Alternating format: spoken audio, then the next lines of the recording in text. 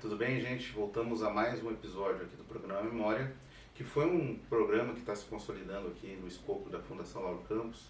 Começou da necessidade que eu estava fazendo um projeto de organização de um livro sobre trotskismo, mas a gente ampliou isso para um escopo mais geral dos lutadores. A gente fez a primeira entrevista com o camarada Henrique Carneiro, que foi um sucesso de divulgação, e agora em consulta com vários companheiros aqui da Fundação, com vários dirigentes, como o próprio Daniel e alguns companheiros formuladores do PSOL, alguns intelectuais como o Ramon, a gente está pensando em ampliar um pouco para criar um lastro maior de registro e apresentar as novas gerações militantes, não só do PSOL, não só do nosso círculo de influência, como do conjunto do movimento e da esquerda, personalidades importantes que são fio de continuidade da nossa história. Então a gente, com muito prazer, muita honra, a gente está recebendo aqui hoje Stanislau Zermeta, conhecido também como Stan, que é militante hoje do PSOL, um dirigente de larga data do movimento operário, revolucionário, também conhecido porque é pai da Natália Zermeta, que foi a nossa presidente da Fundação Lauro Campos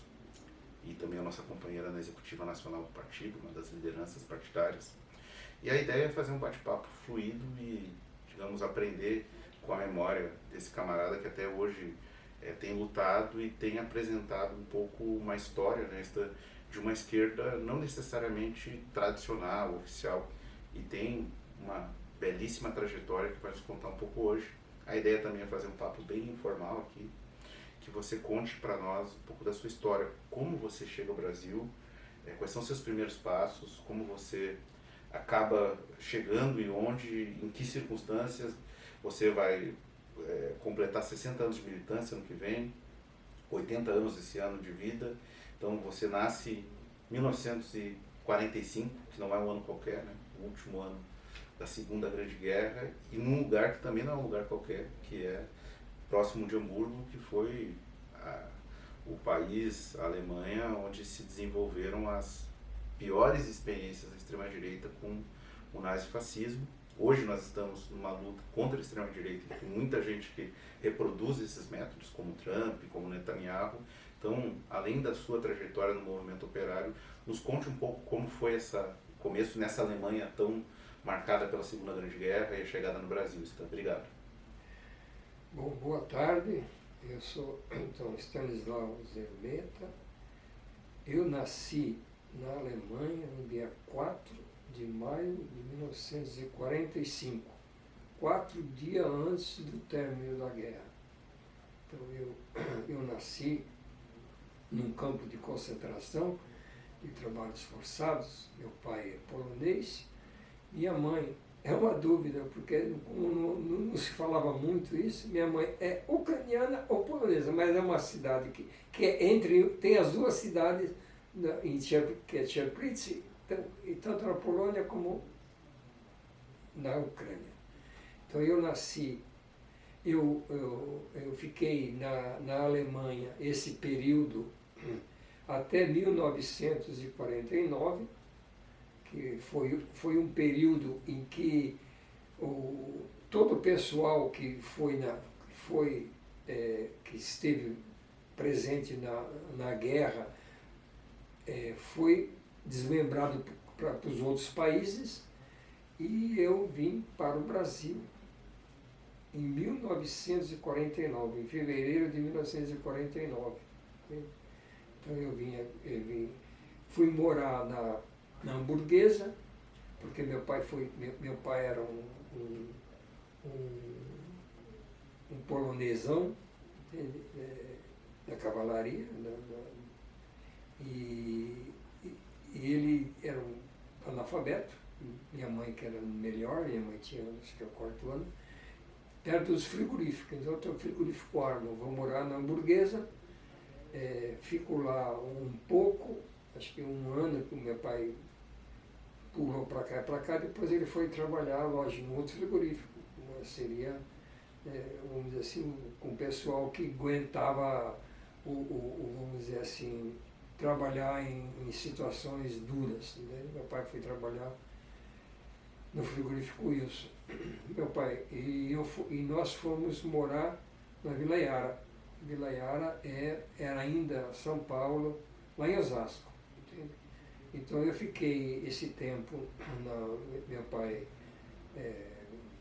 voltou a trabalhar no frigorífico e nós passamos a morar na Vila Yara, em Osasco. Aí eu tive a minha formação escolar, era o grupo escolar Vila Yara, que era perto da minha casa, né?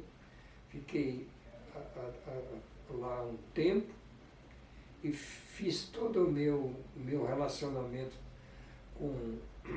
com as condições de São Paulo, com a condição de Osasco, depois de Osasco, né?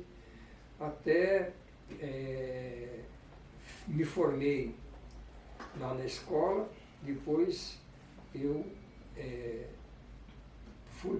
passei em outras escolas, como era muito rebelde, minha mãe teve que trabalhar também, minha mãe acabou indo trabalhar também, meu pai sofreu um acidente grave, minha mãe foi trabalhar, também no frigorífico Wilson, e então eu tive a minha adolescência, a minha formação, vamos dizer assim, de criança, de jovem e tal, na Vila Yara. Na Vila Yara, até me formar, fui para o ginásio em Osasco, já fui para Osasco, fui estudar no ginásio Duque de Caxias. Lá fiz o primeiro ano e depois eu comecei, acho que não fui bem na escola, minha mãe me deu um castigo e me colocou para trabalhar. Aí fui trabalhar, o primeiro emprego meu foi uns 2, 3 meses numa fábrica de máquina de costura, Leonan, eu lavava coisa em thinner, 14 anos. Depois eu fui trabalhar nas Serrarias Almeida Porto, que era no Jaguaré, que era perto, eu andava lá. E aí a minha mãe me arrumou um emprego na Braseixos, em 1959, final de 59, começo de dezembro de 59. Então eu entrei na Braseixos, e lá na Braseixos eu fiz, vamos dizer assim, toda a minha atividade se deu a partir daí. Eu trabalhava numa seção que era de manutenção, eu trabalhava, era de menor, e aí que eu tive os primeiros contatos com toda a vida, vamos dizer assim, que eu fui me direcionar posteriormente. Eu comecei a trabalhar lá e a partir daí eu comecei a andar. O Osasco era um centro já começava um centro de luta, de resistência, tinha ativistas do Partidão, tinham que a gente conversava, eram aquelas conversas de jovem, né, 16, 17 anos, a coisa toda, e comecei a ter a minha vida cultural a partir daí, a partir dessas movimentações estudantis em Osasco, entende? Que logo chegou, eu fui, vamos dizer assim, me integrar no movimento estudantil em Osasco, que era o CEL, o Centro Estudantil Osasquense, onde tinha toda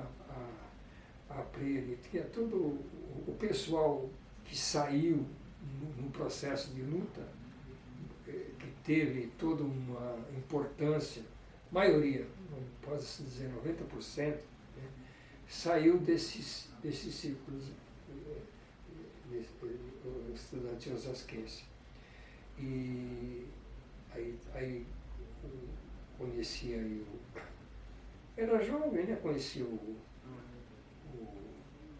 Espinosa, o Barreto, o Roque, o Osni, a Aninha, todo esse pessoal que militava em torno do Centro Estudantil Osasquense. Aí você começa a se engajar, você entra em alguma organização política ou não?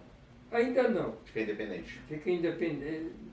É porque era muito, vamos dizer assim, era tudo muito difícil, né? Era tudo muito complicado. Entende? Mas eu já começo a participar assim, de palestras, né? Começo a participar, tendo uma ideia, já começo a... isso mais ou menos assim, quando eu tenho uma liberdade um pouco maior, quando eu faço 18 anos.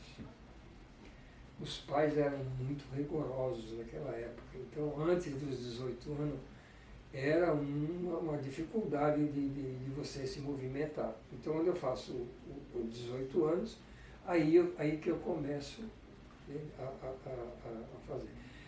E nesse período que eu começo a trabalhar, acontece um negócio sério, porque eu paro de estudar. Eu retomo o estudo depois dos 18 anos. Aí você volta para... Aí que eu começo a me integrar. Aí que eu começo a me integrar. Aí é que eu começo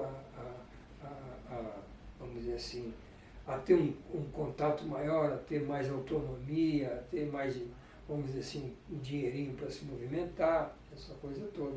Então, a partir dos 18 anos, é que eu começo aí começo a ir em teatro, aí começo a ir... aí começo a ver... Amplia o horizonte. Amplia o horizonte. Entendeu? Então, aí começo a participar também muito de longe, porque minha mãe era muito, vamos dizer assim, muito cuidadosa com as coisas. Minha mãe tinha passado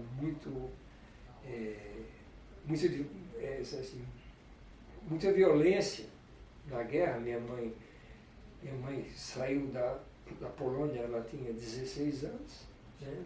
Foi presa com 16, né? E meu pai com 25, coisa assim. Então minha mãe... tinha muito cuidado, ela tinha muito uma educação cuidado. muito... E eles tinham uma ideia do que era esse problema todo. Então eles eram anticomunistas mesmo. Eles sabiam que... ia se meter em confusão. Que ia se meter em confusão. E se meter em confusão era expulso.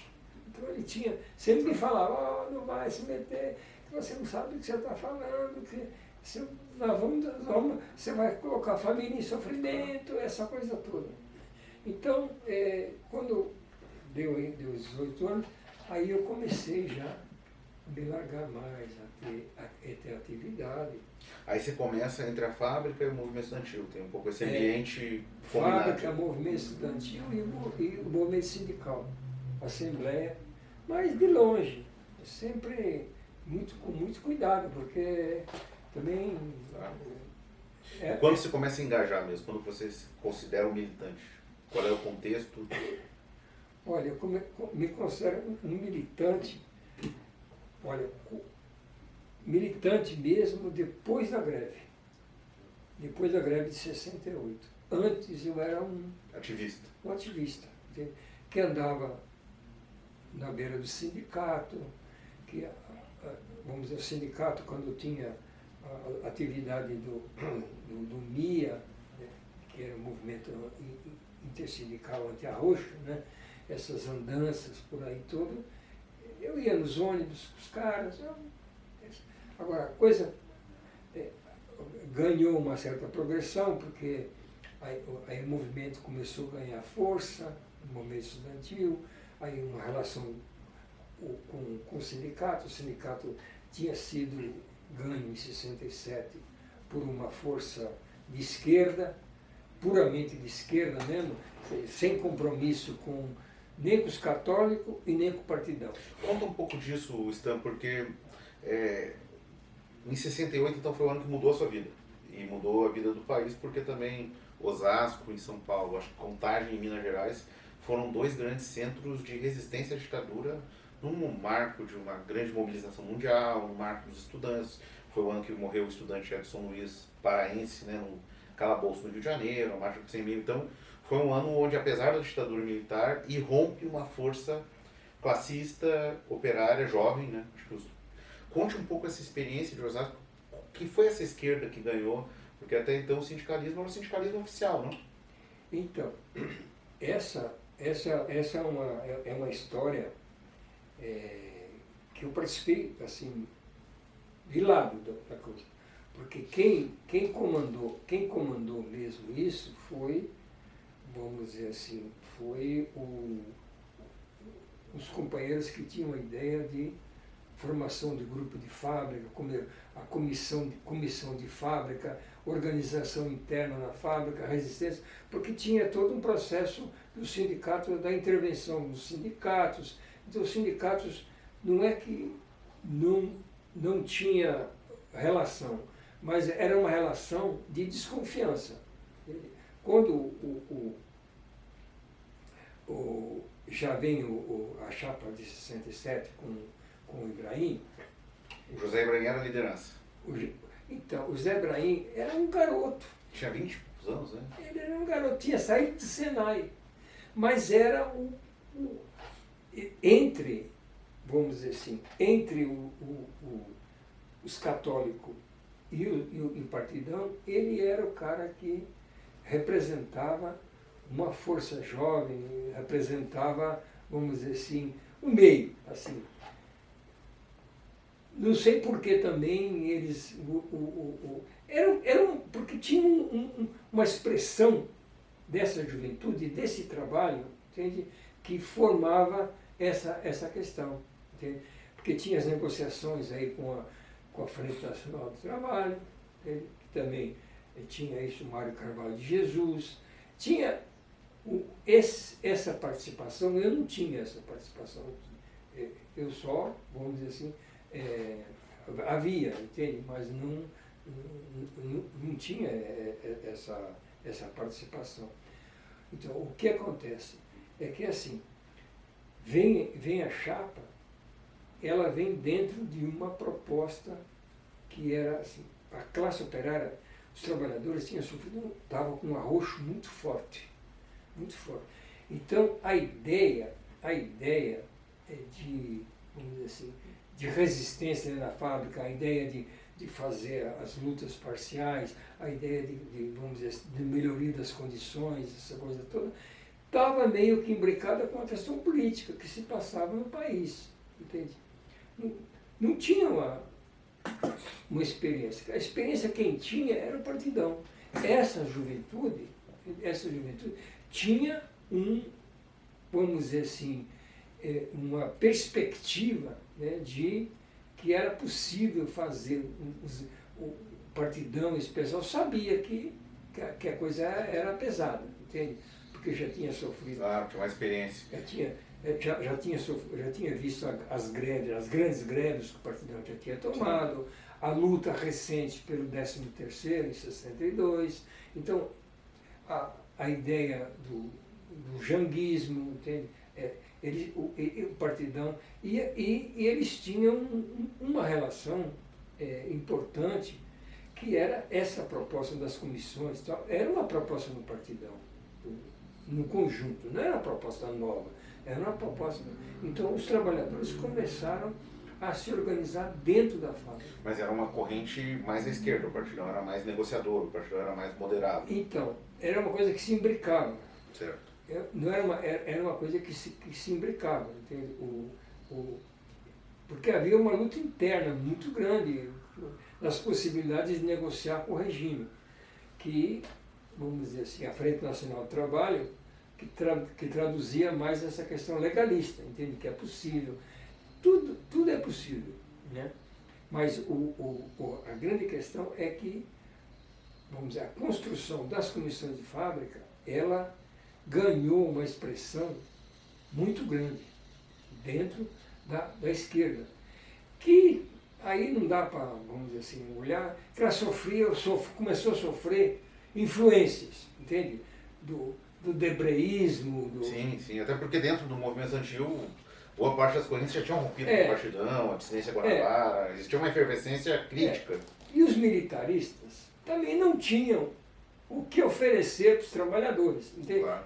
Porque a experiência deles era o enfrentamento, era na veia, entende? Era fazer a guerrilha, era fazer, vamos dizer assim, a construção de ações revolucionárias. Né? Agora, para os trabalhadores, o que era o mais importante ali? Era melhorar as condições de trabalho, era melhorar as relações sindicais, era ter o sindicato como uma força negociadora que vamos dizer, que criasse o bom resultado. Entende? A ideia da comissão de fábrica, a ideia de trabalho da fábrica, a ideia esse negócio da negociação direta era uma coisa muito forte. E isso explode com a greve da Cobrasma. Isso explode. Pra você ver. Como é que foi isso? Conta um pouco para nós, 1º de maio, que se faz aqui no centro de São Paulo, os trabalhadores viram a mesa e aí uma greve forte. Então, o 1º de maio foi um dos palcos desse processo vamos dizer, da construção da ideia de que é possível fazer enfrentamento com a ditadura. Agora, o que tem, um pouco antes disso, em Contagem, já tinha feito uma negociação e que tinha dado certo com a comissão de fábrica em Contagem. Entende? Então, e junto com o sindicato. Essa é uma questão. Não é que o sindicato capitaneado, mas o sindicato centralizado. Entende? Aqui em Osasco era a mesma coisa. Entende? Então lá houve uma greve, a ditadura acabou dando 10% de aumento para todo mundo, fez uma conquista. A partir disso, e a partir da greve do 1º de maio, entende? Se criou um ambiente favorável à possibilidade de dizer o seguinte: é possível avançar, é possível ter conquistas democráticas, é possível ter um sindicato livre, é possível se organizar dentro da fábrica, é possível, tudo é possível. Entende? Então, essas questões todas, elas estão, vamos dizer assim, ajuntadas ali. Sim, articuladas. Articuladas ali. Parte de um mesmo processo, expressões de um mesmo processo. Um vai fortalecendo o outro. Um Contagem fortalece o Cobrasma, que fortalece isso. a vanguarda mais radical. Isso. E, lógico, dentro do Cobrasma, essas coisas, não é fácil. Que tinha uma corrente que não admitia um enfrentamento mais, vamos dizer assim, duro. Um enfrentamento que era a Frente Nacional do Trabalho. Que era mais legalista. Era mais legalista, era o Mário Carvalho de Jesus, que era o representante, digamos, dos sindicatos tradicionais, da linha... advogadão, sim, essa coisa sim. toda. Interessante. Essas coisas... E aí essa greve, com o efeito que ela tem na história do país, ela também muda você. Você deixa de ser um ativista que acompanha para se tornar um militante da POLOP, do POC, onde você entra. Então, aí, passada a greve, a violência, essa coisa toda, eu não estava, eu estava, vamos dizer, trabalhava muito mais. Como eu estava, vamos dizer assim, desempregado, eu trabalhava muito mais com apoio, grupo de apoio. Apoio Político, digamos. Apoio político. Junto, aí era o movimento estudantil. Aí o movimento estudantil que trazia para a sociedade as reivindicações dos operários. Colocava os boletins na porta da Cobrasma, da Braseixas. O movimento estudantil, ele se movimenta, porque os trabalhadores também eram estudantes. Claro, tinha uma mistura. Era uma mistura, era um momento muito singular, né, nisso aí. Então, a partir daí, eu comecei, assim, nesse burburinho todo, eu comecei a ler algumas coisas, essa biblioteca do Partidão, essa coisa do Marx, da exploração, da mais-valia, de como o trabalhador se organizava. A partir daí eu comecei a entender melhor. Entende? Aí fui convidado para o pessoal do POC, né, a entrar. Tinha feito, naqueles intermeios, entende? Tinha feito a junção com os vários, vamos dizer assim, a Polop estava em processo de racha, aí uma parte que formou o POC, junto lá com o pessoal de Minas, o pessoal do Rio Grande do Sul, essa coisa toda. E aí nessa aí eu entrei. E como foi essa entrada no POC? Foi um convite que já tinha. Você gostou? Você teve afinidade com a tese? Tinha outros companheiros, companheiro que já me conhecia lá do movimento, né? Um companheiro, inclusive, que ainda está vivo, que é o Laurindo. Pô, vamos graduar isso, vamos fazer isso. Bom, aí eu falei, o que eu faço? Ele falou, não faz nada. Agora nós vamos fazer um cursinho. Aí fiz um curso chamava-se OPP, que era um curso de 10 aulas. Né? Começava a falar desde a época vamos dizer assim, do processo da exploração capitalista, até o processo de organização, Estado e Revolução, e fechava com a proposta partidária. Então, a partir daí eu comecei a ser militante, já comecei a atuar como, vamos dizer assim, tinha reuniões regulares, deixei de ser aquele companheiro que estava só lá na fábrica, só lá já comecei para estar no centro da atividade. Já comecei a entrar na atividade. Perfeito, Stan. Uma pergunta, então, a Polop e depois o POC, eles se separavam dessas duas grandes vertentes no final dos anos 60, que por um lado era o partidão, que estava muito desgastado pela adesão ao janguismo, pelas derrotas, apesar de ter sido um partido muito presente na vida política nos anos anteriores, e a opção das dissidências que foram para o militarismo, para a guerrilha, que também muito influenciados, como você falou, do Debré, a Revolução Cubana. E a Polop, de alguma forma, se inscreve numa lógica de uma nova esquerda, de uma esquerda radical, de uma esquerda que seja programática, mas também entre os trabalhadores, não só intelectualizada, não só universitária. Como foi a experiência do POC desse ponto de vista para o país? Como é que você viveu ela e como você pensa essas duas correntes? Foi uma experiência muito pequena, mas muito gratificante, muito educativa, muito educativa. Eu venho, por exemplo, em Osasco nós fizemos, até hoje não sei, acho que 3 células, nós fizemos 3 células em Osasco, células com operários, eu, o Arsênio, a família dele e outros companheiros que vieram, nós fizemos um trabalho que tinha duas coisas. Né? Uma era a discussão política, que aí entrava mais na discussão política, porque era uma forma educativa da gente entender a conjuntura. Né? É claro que é limitado. Claro que é limitado. Por que é limitado? Porque ele não tinha muitas relações com o outro. Quem tinha mais relações com os agrupamentos eram as direções, o trabalho de base. Mas nós fazíamos o trabalho de base. Então, a ideia nossa era se ir para a fábrica, entende? Construir a ideia da resistência dentro da fábrica, construir as comissões de fábrica.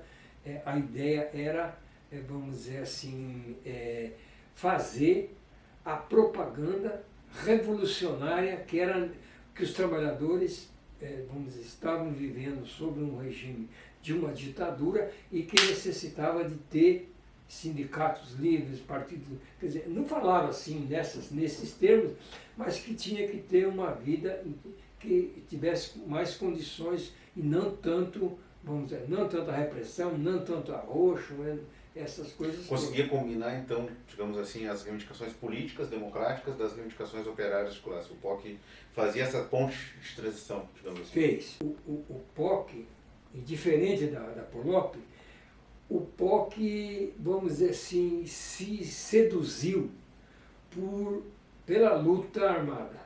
Houve isso. Eu acho que foi, digamos assim, a tentativa de ter uma saída rápida. Não é saída rápida, mas chamava assim, saídas saíam assim, políticas exemplares. Entendi. Que é um pouco diferente da guerrilha tradicional, mas era... Você ia para a fábrica, fazia o levantamento da fábrica, fazia a propaganda, criava o ambiente e vinha o pessoal. Isso é um pouco parecido com a lógica que os argentinos do PRT faziam um pouco? Eu acho que mais ou menos isso.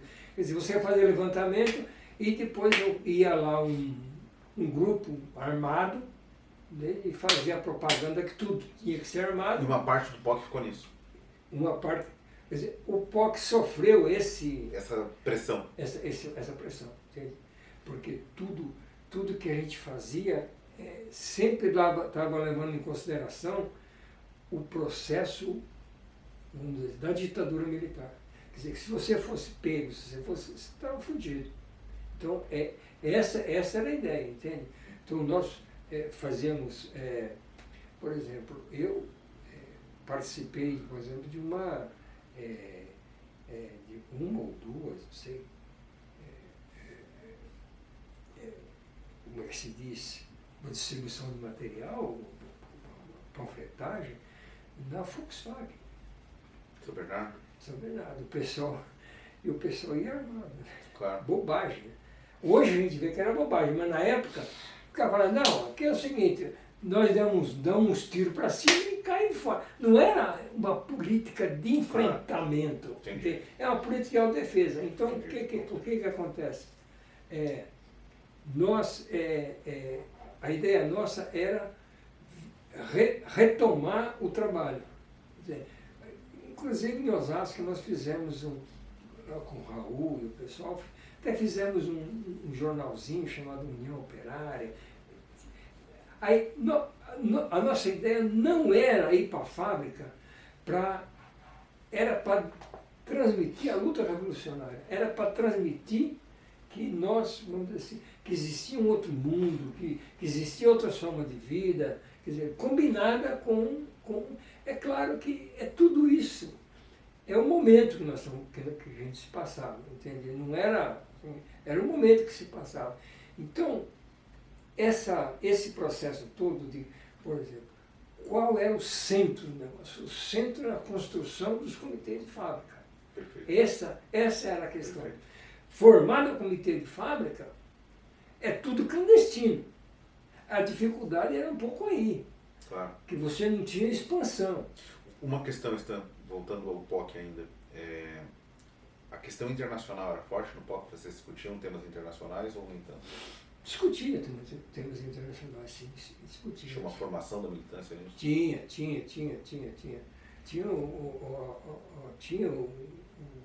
Era uma luta, assim, muito, muito difícil, né? Porque a gente não tinha nem, vamos dizer, não tinha uma postura contra o Trotsky ou contra o Stalin, entende? Essa terceira via da Polop era um problema. Era um problema. Acho que desde esse processo, desde o início da formação, que era uma formação com Rui Mal, esse pessoal todo, que tinha, vamos dizer, colocado que o Brasil, quer dizer, aí que tinha contra o PC. O Brasil era um país capitalista pronto para ir para o socialismo. Não tinha, se tinha, vamos dizer, dentro da formação social, se tinha alguns, vamos dizer assim, elementos, se tinha, vamos dizer assim, dentro disso, uma parte ligada com a escravatura, com servidão, isso aí era café pequeno dentro por isso que a Polop se destacou nisso. Que ela tinha uma visão de Brasil que superava o etapismo. Isso era muito nítido para os militantes. Isso era nítido para os militantes. E não tinha, assim, os trotskistas aqui em Osasco não tinha essa discussão entre o trotskismo e... Porque todo esse processo todo, não havia essa, vamos dizer assim, força política de tomar. havia discussões no geral, entendeu? Como é que estava Cuba, como é que estava isso, como é que estava a luta revolucionária, mas não se dava. Isso aí foi se dar um pouquinho mais para frente. Dentro do próprio POC também? Dentro do próprio POC. O Raul trouxe esse danado? O Raul teve uma influência muito grande das lutas no Uruguai, né? Então, as frentes populares e tal. O Raul tem, além de vir partidão, tem outro negócio. Aí tem o problema da Ângela, que tem Nicolau, que tem outro problema, que tem uma relação que foi tendo a se aproximando com o grupo francês. O grupo francês, lá com os trotskistas. Mas nós não tínhamos essa... Mas vocês não voltam para a Colômbia, ficam como POC. Ficou como POC. E aí como é esse período da ditadura? Porque aí a repressão é muito maior, 70, 71. Então, quando, vamos dizer assim, quando começou a ter as quedas, a gente, por azar, um companheiro, vamos dizer assim, da direção, abriu o esquema de Osasco, abriu essa coisa toda. O companheiro já morreu, inclusive. E aí a gente teve que levantar poeira, teve que levantar e cair fora. Nós fomos para o Rio Grande do Sul, ficamos lá um ano no Rio Grande do Sul. Foi um ano que eu considero muito importante, foi um ano onde eu comecei a ter... Era um ano internista, mas era um ano também que eu comecei a ter contatos vamos dizer assim, com as revoluções, com a parte teórica, eu passei um ano tendo essa visão. Então, fiquei também com essa, vamos dizer, essa dicotomia, nem Trotsky nem Stalin, entende? A gente se considerava leninista, entende? Aí era a questão mesmo de chamar a razão, chamar, não. Essa era uma atitude leninista, essa coisa que foi todo esse processo. Então eu fiquei um ano lá no Rio Grande do Sul. E caí lá no Rio Grande do Sul. Então, a vida naquela época era uma vida tão curta que podia ter acabado ali, né? Aí caí porque aí tinha essas relações não muito, relações de momento, né, de organizações mais débeis, né, com atividades, vamos dizer assim, latino-americanas, com os movimentos guerrilheiros, coisa. E aí a gente não tinha uma definição mais clara sobre essas questões. A gente oscilava muito, os militantes, como o militante era jovem, então o jovem era para arregaçar, vamos lá. Agora, havia toda uma política de contenção, de mostrar que não era bem assim, que tinha problema. Então eu fiquei um ano no Rio Grande do Sul, e aí voltei para São Paulo. Aí tirei cadeia, aí fiquei um ano e 6 meses, um ano e 4 meses. Preso? Lá? Fiquei. Lá na ilha? Então eu fui na ilha vim para o Alban, da Alban fui para o DOPS, aí fiquei no presídio, isso deu uns 3, 4 meses. Aí eu resolvi tirar o tempo de espera de julgamento lá na ilha, no Rio Grande do Sul. Foi aí que eu voltei a se relacionar com o Raul. E eram grupos políticos dentro da prisão? Conversavam, tinha democracia interna? A gente, vamos dizer assim, dentro eles também tinham, mas era pouco, tinha, mas era muito mais, vamos dizer assim, um processo de resistência, um processo de, vamos dizer assim, de convivência e tal, mas não tinha muita discussão.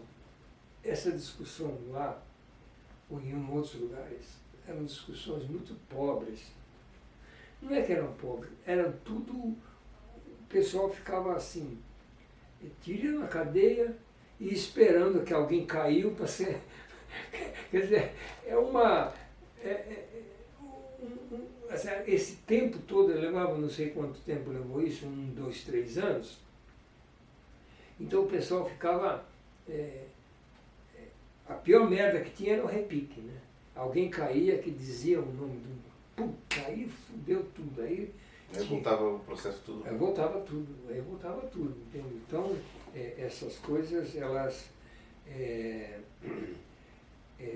passaram aí.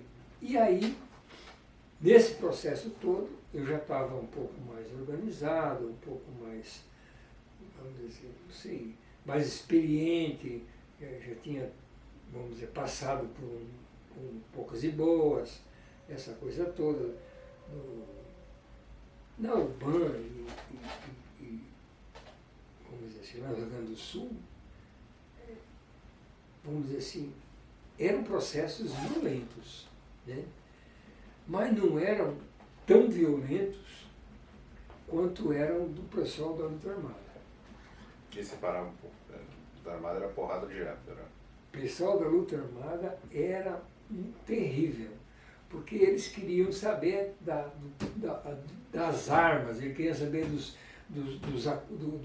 questões internacionais, das conexões. Peão, essas coisas todas, eles não...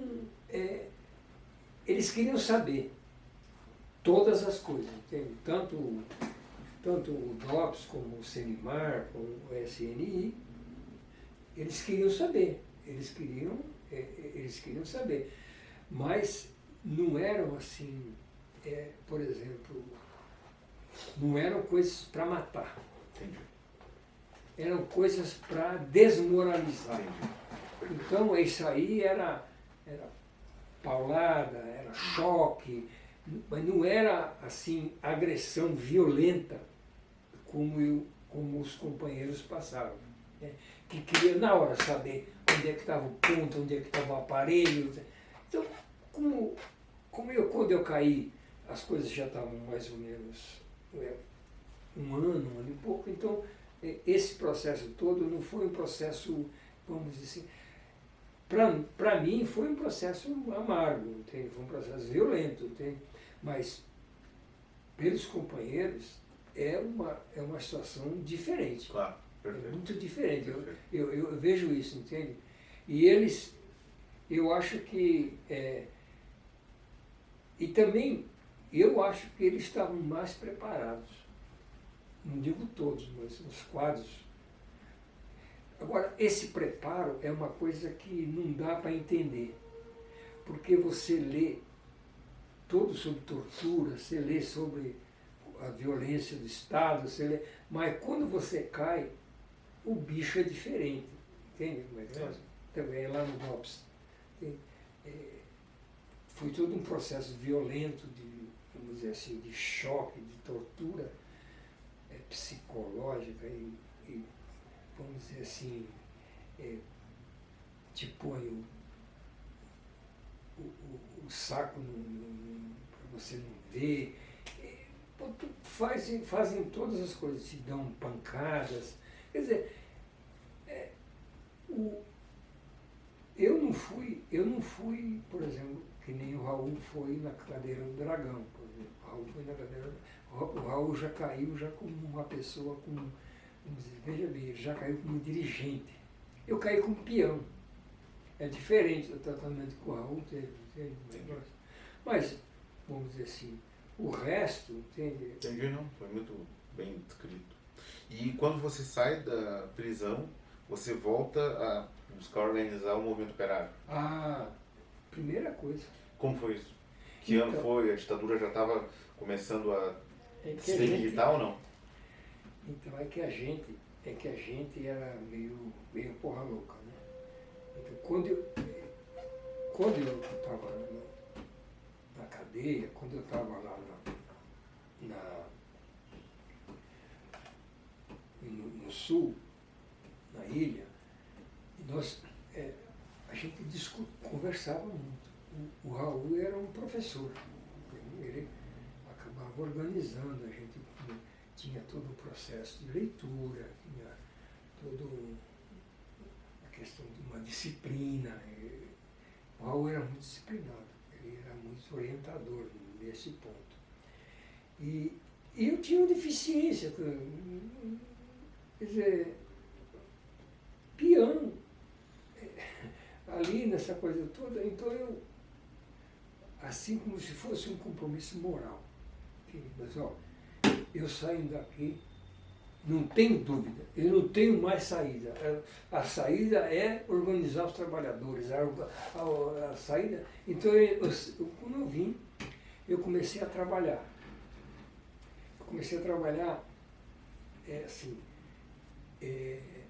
Hoje nessas empresas terceirizadas, assim, sabe, essa boca de porco.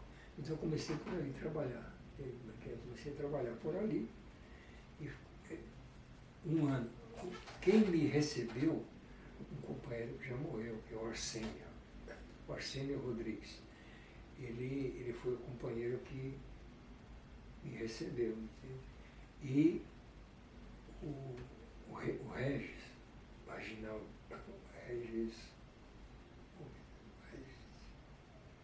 bom, é um professor da Unicamp, de Campinas, né? Que era o Regis de Moraes. Então tinha, de certa forma, voltei mais ou menos a se organizar como POC, mas não no sentido tradicional, que a organização também existia pouco, essa coisa toda. Então, o que acontece?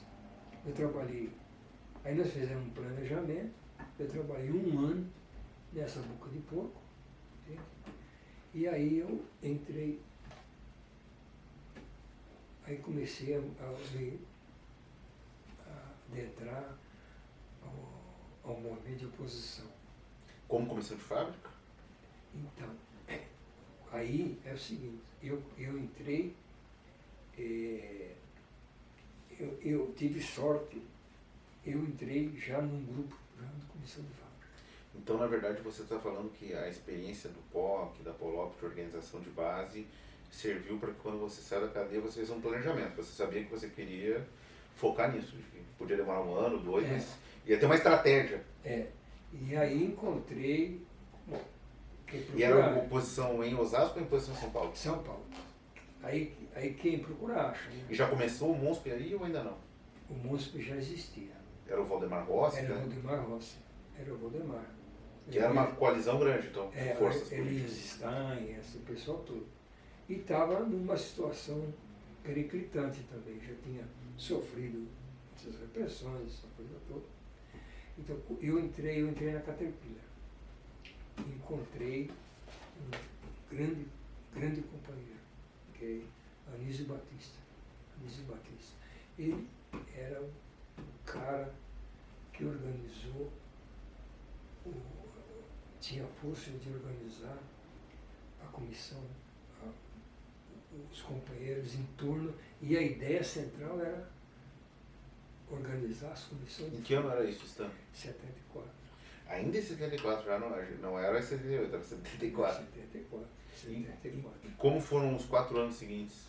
Então, os 4 foi assim, nós fizemos isso, depois eu fui trabalhar na Metal Leve, era 76, eu fui trabalhando, e sempre em torno da oposição. Aí já muda a característica. Era um grupo, era um agrupamento que tinha, vamos dizer, uma experiência já de grupo de fábrica. A que você atribui essa ideia, essa ideologia, essa visão teórica de um trabalho de base consistente?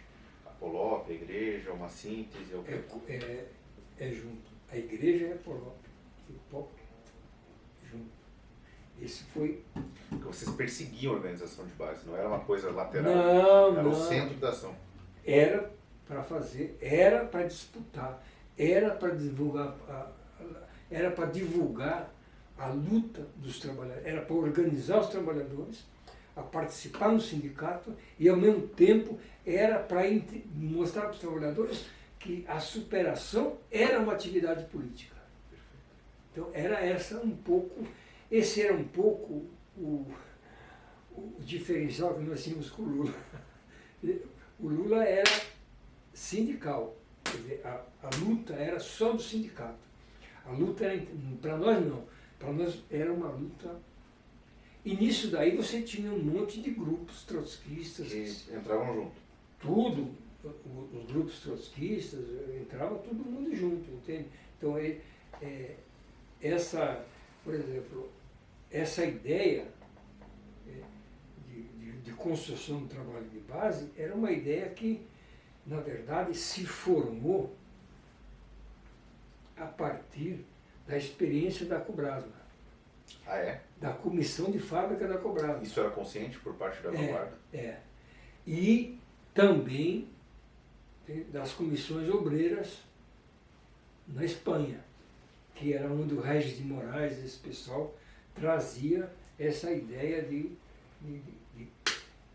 porque lá as comissões disputavam, vamos dizer assim, com os sindicatos, até depois se fundiram, essa coisa toda, essa história, mas elas disputavam ali, entende, o sindicalismo de base. O sindicalismo de base, entende? E nós aqui também. Entende? Essa ideia era uma ideia também que foi sendo construída a partir dessa ideia. O Partidão também tinha essa ideia das comissões de fábrica. Não é uma coisa assim aleatória que alguém fez. Claro. Foi construída no processo. Mas parece que o Partidão tinha isso como elemento mais organizativo do que político. Só que o Partidão não tinha essa tarefa. Outra política que nós desenvolvíamos, eles diziam que era o partido que desenvolvia. Quer dizer, era uma luta na superestrutura. Entendi. Na infraestrutura, não. Entendi. Nós tínhamos uma ideia da democracia de base, nós tínhamos a ideia da formação dos grupos de fábrica, tudo isso,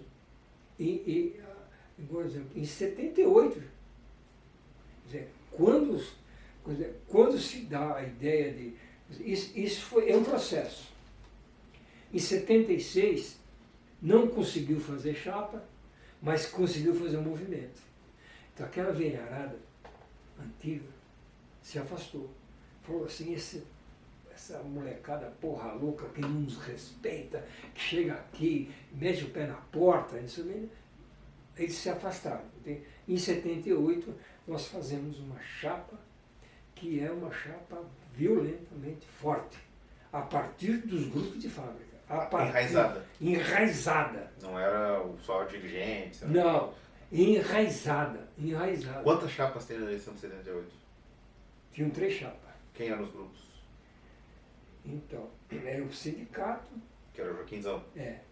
E nós e um grupo que se veio de outros lugares, entende como é que é o negócio?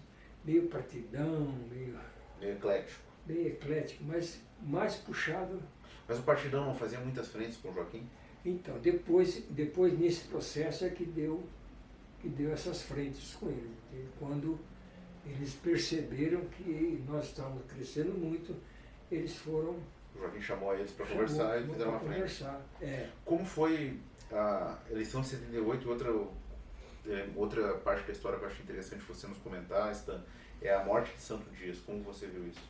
Como foi esse processo? Então, a morte de Santo Dias foi na greve de 79. Greve de 79. Porque foi uma greve organizada pela oposição.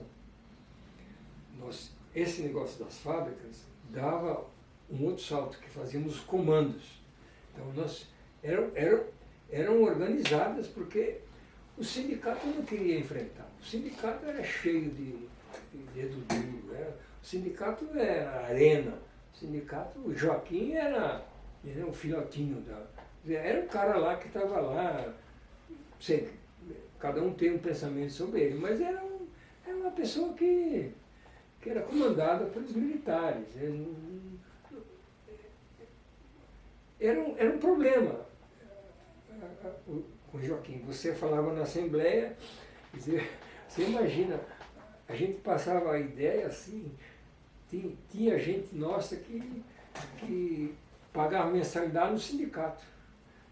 Que se vamos dizer assim, se entrasse na folha de pagamento, o patrão sabia que ele era sindicalizado, mas a atividade dele ia.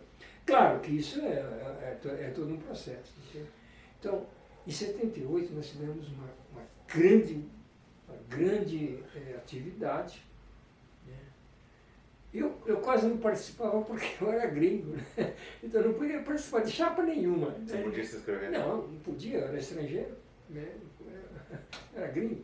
Então, mas eu tinha uma atividade. Sim, fazia ocupamento político. Não estava na chapa, mas ninguém me... Tolia? Não, ninguém me tolia, nada. Eu era de base, essa coisa toda. Então, em 78 nós tivemos uma força muito grande. E nós, a partir daí, nós construímos a greve de 79, que é a greve de comando. Foi um exemplo de democracia operária. Foi um exemplo de democracia operária. A maior experiência que eu tive na minha vida, de comandar, assim, 10 mil pessoas. Onde era o epicentro territorial de vocês? Santa Amaro. Santa Amaro. Santa Amaro. A gente... comando, então, o que acontece é assim, quando deu essa greve de comando, nós éramos um comando que andava, não era um comando de fábrica só, era um comando que ia fazendo arrastão. Então a gente que era do comando não tinha papo, é uma coisa, a gente entendendo a cada época, entende? Então a negociação só entrava a cara do comando. E os trabalhadores respeitavam. O cara chega o cara do comando e tal. Tinha legitimidade. Tinha legitimidade. Ia lá para dentro da fábrica, falava, manda o pessoal embora, estamos falando de greve, aqui, pá, e os caras aceitavam. Eu acho importante, para a gente também avançando um pouquinho, que se conta muito pelas ferramentas que a gente construiu, o PSOL, o PT, as greves do ABC. Mas essas greves de São Paulo, como foram feitas pela oposição, não pelo sindicato, eu acredito, não sei qual é a sua opinião, que tiveram um papel fundamental nesse momento. Então, essa é uma questão que, quando foi para São Bernardo, nós aprovamos, veja bem, nós éramos muito atrevidos, nós aprovamos no Congresso de São Bernardo a comissão de fábrica. Foi proposta nossa. Só que lá eles adicionaram uma coisa, sob o comando da diretoria. Já para tutelar. Entendeu como é que é? Então eles diziam que nós éramos uma fração. Nós dizíamos não, nós dizíamos que éramos a democracia, que os trabalhadores é que decidiam. Entende? Nós não éramos contra o sindicato. Nós fazíamos sindicalização, nós fazíamos tudo que era possível. Nós participamos de assembleia, nós não fazíamos sindicato paralelo, nós éramos atacados por fazer sindicato, vamos dizer assim, de base e por politizar a questão. Lula e a articulação, depois só queriam fazer política geral e não fazer com que os trabalhadores protagonizassem. Então, até nesse período assim, de 75, 76, entende? Nós até chamávamos o Lula de pelego, né? Sim, ele estava junto com a estrutura oficial. E ele se radicaliza a partir das greves. Claro que era por falta de um diálogo maior, a gente sabe disso. Não é maldade, claro. Não é, vamos dizer assim, não é jogá-lo para fora, entende? Do processo da luta. Nós vimos a importância dele, mas nós vimos que era necessário fazer. Tanto é que lá em São Bernardo fez. a comissão de fábrica na Fox, a comissão de fábrica na Ford, e fizeram as comissões. Só que com a diretoria. Bom, duas perguntas estão para a gente. Primeiro, pergunta 1. Por que você acha que não se ganhou o novo sindicalismo, a CUT, né? Você participou, vou falar um pouquinho dessa. Por que ela não ganhou São Paulo, o Sindicato de São Paulo, o que você atribui muito rapidamente? E segundo, nos anos 80, como foi a sua participação? Foram anos de greves grandes, até a eleição do Lula em 89? Então, foi assim, nós não ganhamos o sindicato vamos dizer assim, não é só inabilidade nossa, entende? Foi também um processo de luta vamos dizer, do velho esquema com um novo esquema. Uma luta dialética entre dois opostos. Que nós não ganhamos. O Lula, vamos dizer assim, vamos dizer assim, se deixou levar pelo Joaquinzão, se deixou levar pela luta oficialista. Quer dizer, devia ter suas compreensões desse processo da correlação de força. Nós tínhamos uma ideia de implodir, de enfrentar. Ele tinha a ideia de conservar. Então, o Lula teve muita dificuldade, entende como é que é? Então, no 1º de maio de 79, o Lula convidou o Joaquinzão para o 1º de maio, entende como é que é? Então, são coisas assim que criam um ambiente, entende? Por exemplo, as greves nossas eram, vamos dizer assim, principalmente na Zona Sul, aquele ponto lá da morte do Santo,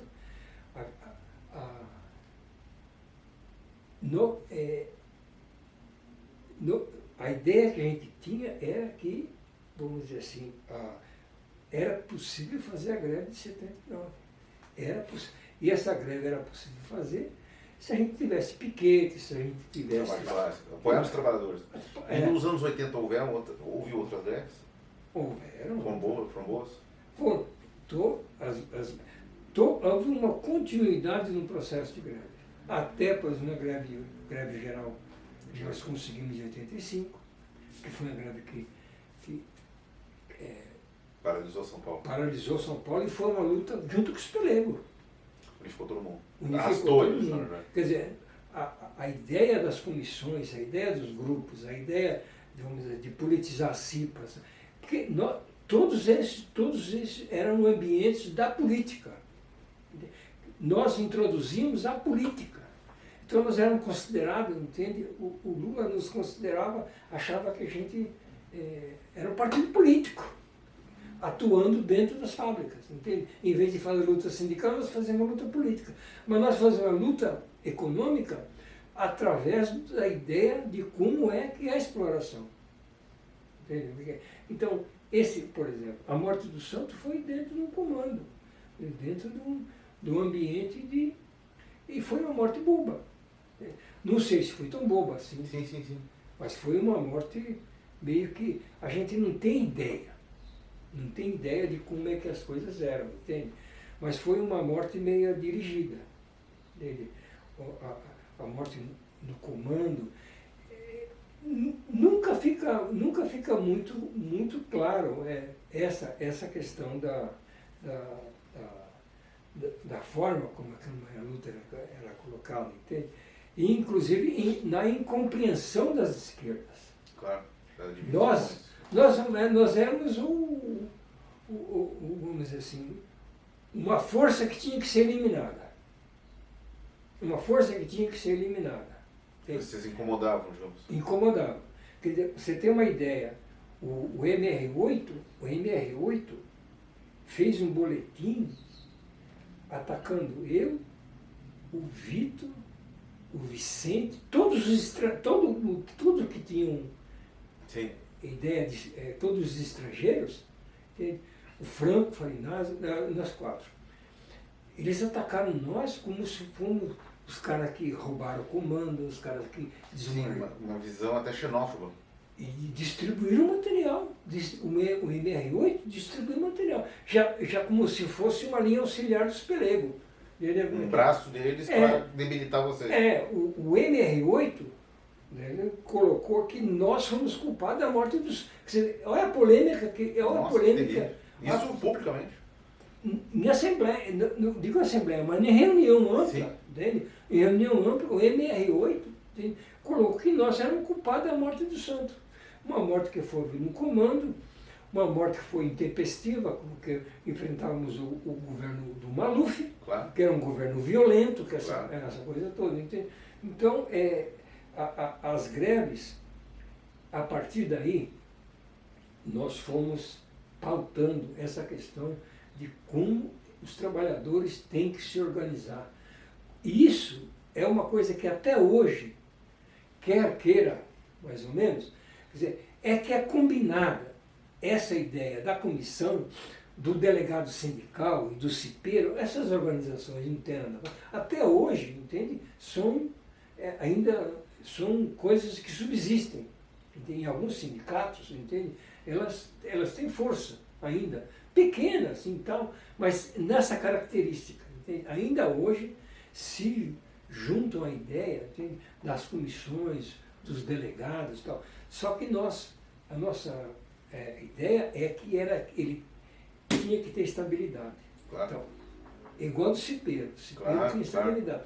Então, por exemplo, em 78, eu não sei quantas comissões nós fizemos, mas milhares. 78, 79, nós construímos milhares de comissões. Perdemos o time, era tão grande o negócio que perdemos o controle. Perdemos o controle.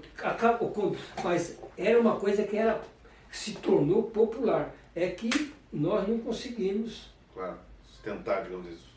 Juntar isso numa força política. Claro. Como nós não fomos diretoria, então nós tivemos um preço muito alto a pagar, entende? Que vamos dizer assim, a ideia do porra louca, a ideia do radical, a ideia do cara que faz a luta política esquece o sindicato. Entendi. E não tinha nada disso. Entendi. Bom, para a gente finalizar aqui, agradecer o Stan, eu quero fazer uma última pergunta, que é a seguinte. Bom, Stan começou a sua vida humana, né, durante o nazismo. Veio para o Brasil como imigrante. Foi um militante que pegou a ditadura, pegou o maio de 68, pegou as lutas operárias, esteve na recomposição, esteve preso político, esteve no auge do PT, conheceu o Lula, é um herói do povo brasileiro, podemos dizer assim, e hoje você está no PSOL. Minha pergunta final, para que você responda em 4 minutos, que o tempo é exíguo, nós podemos depois fazer até uma próxima, que é a seguinte, Stan, como você vê hoje, a partir do PSOL, a partir da sua vivência, que é possível a libertação da classe trabalhadora no Brasil e no mundo? É possível, sim. Tomou outras características, tomou outras, vamos dizer assim, porque a classe operária, ela vamos dizer assim, se desconstruiu. E a classe operária, como tinha das grandes fábricas, hoje você tem a classe operária com pequenas fábricas, mas você tem esse processo todo, é um processo de, vamos dizer assim, de entender o que são os trabalhadores. Mudou o conceito de, vamos dizer assim, de organização dentro da fábrica, só dentro da fábrica. Hoje as coisas ganharam uma luta muito maior, muito mais ideológica, muito mais... os trabalhadores se fragmentaram. Então, e sofrem um ataque muito grande do capital financeiro, vamos dizer assim, do capital monopolista, do capital explorador. Mas os trabalhadores, é como trabalhar. A contradição principal entre capital e trabalho continua igual. O Brasil é um país desigual, muito desigual, entende? E os trabalhadores, vamos dizer assim, têm duas coisas importantes. Uma coisa é ir para a rua, uma coisa é se manifestar, uma coisa é fazer greve, outra coisa... E outra coisa é a luta política que os trabalhadores, vamos dizer assim, estão enfrentando. Então vamos dizer assim, é uma junção de coisas que é possível dizer o seguinte, que a luta, a mudança na sociedade é possível. Agora, tem que ganhar outros contornos, tem que ganhar outras características. Só a luta econômica, só a luta sindical, as centrais, essa coisa, não se aguentam. Então, tem que ter uma ideia vamos dizer assim, de construção, assim, de uma mentalidade, de uma revisão, né, muito clara, que os trabalhadores hoje são diferentes, têm uma experiência, vamos dizer assim, também diferente, não tem uma experiência de massa, tem uma experiência, vamos dizer assim, muito individualista, a gente pode dizer isso, tem uma experiência muito individualista, mas ainda é possível, ainda não, é possível, entende? A mudança é possível, porque os trabalhadores, eles, no processo da luta, porque a grande questão é a luta. Perfeito. A luta. Se você não tem a luta, você tem a dúvida. Agora, se você tem a perspectiva da luta, você não tem mais dúvida. Perfeito. Entendeu? Por exemplo, o que aconteceu, por exemplo, a movimentação, para provar isso, a movimentação que foi feita em março, no dia 31 de março, e agora que foi feita no dia 10, mostrou que há uma, vamos dizer, dentro de um processo de atividade, você tem uma mudança de comportamento. Sim. Você tem uma luta individualista muito forte, mas muito forte mesmo. Você tem uma crítica à forma de trabalhar, mas você tem uma outra coisa, entende? Que são as condições de vida que o povo, entende? Com a atividade política, com o movimento e com essa, vamos dizer assim, com o desenvolvimento de mostrar o tamanho da exploração, o tamanho das coisas, eu acho que não é que nós não fazemos, é que tem que criar um ambiente. Não é que nós somos os azarados, não é que nós somos os menores, é que é difícil. O momento que se passa hoje é um momento diferente, principalmente no Brasil, né, que é outra coisa, entende? Mas eu acho que a luta tem condições de avançar. Muito obrigado, Stan Zermeta, muito obrigado, mais um programa Memória. Voltaremos em seguida com mais lutadores e lutadoras da história do movimento operário, da esquerda e do povo brasileiro.